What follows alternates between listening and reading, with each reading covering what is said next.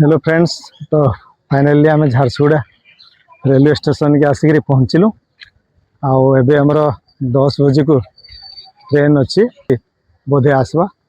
इटा देखुचन आमर सांगे आमर किए गोटे भांजी आर आमर पिहू बेटी 2 जन जाकर अच्छन।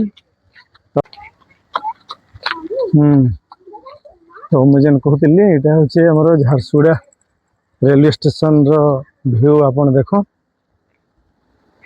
पूरा मस्त है। झारसुगुड़ा रेलवे स्टेशन पूरा टोटाल व्यू बीटा जाऊँ के जाऊँ ट्रेन आसला बेले आपन फिर कहमी तो वेट करूँ ट्रेन की देखो केत आस।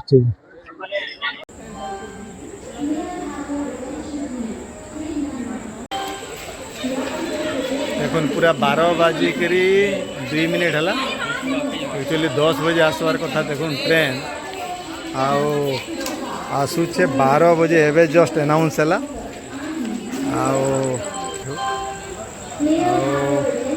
हावड़ा टू साईनगर शिरडी।